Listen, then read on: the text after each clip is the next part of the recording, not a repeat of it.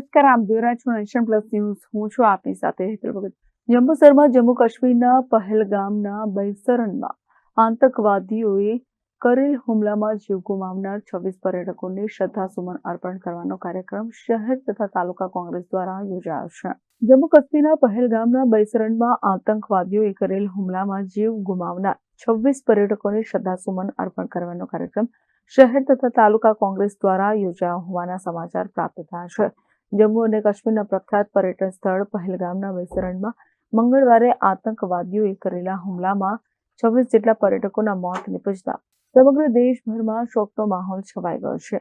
આતંકવાદીઓ હુમલામાં મૃત્યુ પામેલા મૃતકોને શ્રદ્ધાસુમન અર્પણ કરવા માટે આજરોજ શહેર તથા તાલુકા કોંગ્રેસ સમિતિ દ્વારા જંબુસર એસટી ડેપો સર્કલ ખાતે કાર્યક્રમનું આયોજન કરવામાં આવ્યું હતું.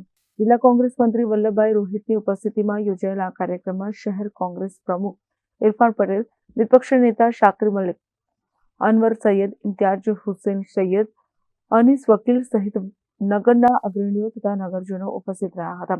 ઉપસ્થિત તમામે મીણબત્તી પ્રગટાવી હુમલામાં માર્યા ગયેલ પર્યટકોને શ્રદ્ધાંજલિ અર્પણ કરી આવું નરાધમ કૃત્ય આચરનારા આતંકવાદીઓ સામે કડકાઈપૂર્વક કામગીરી કરવા માંગ કરી હતી. જંબુસર તાલુકા કોંગ્રેસ સમિતિ અને જંબુસર શહેર કોંગ્રેસ સમિતિ દ્વારા આજે જે પહેલગામમાં જે આતંકી હુમલો થયો છે એવા આતંકીને સરકાર એમને ફાંસીની સજા આપે અને એ જે એમનું મૃત્યુ થયું છે એમને આજે અમે એમની શ્રદ્ધાંજલિ પાઠવવા માટે એમના આત્માને શાંતિ મળવા માટે આજે અમે લોકો ભેગા થયા છે. સરકાર એમના કડકમાં કડક સજા લે અને કડકમાં કડક ફાંસીની સજા આપે અને વહેલી તકે એની ઉપર નિર્ણય લે એવી અમારી માંગણી છે. અમે જંબુસર વેપારી એસોસિએશન તથા કોંગ્રેસ સમિતિ તથા જંબુસર શહેરના તમામ ઇસમો તેમજ મુસ્લિમ સમાજ અને આખા ભારતના લોકો આ પ્રોગ્રામ સાથે અમે લોકો બધા સાથે છે.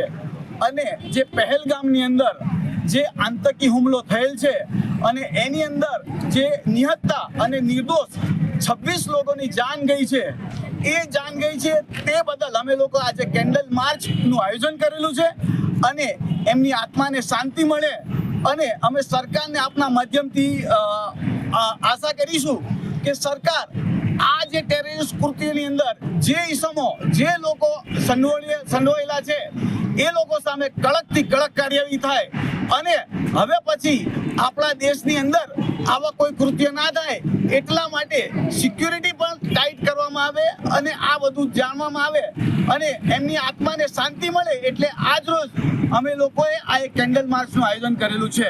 Jai Hind, Jai Bharat. Sandeep Dixit, nation plus news, Jambusar. સમાચારોનો સતત અપડેટ મેળવવા માટે અમારી નેશન પ્લસ ન્યૂઝની યુટ્યુબ ચેનલને સબસ્ક્રાઇબ કરો, બેલ આઇકન દબાવો અને જોડાયેલા રહો ફેસબુક, ઇન્સ્ટાગ્રામ અને ટ્વિટર પર.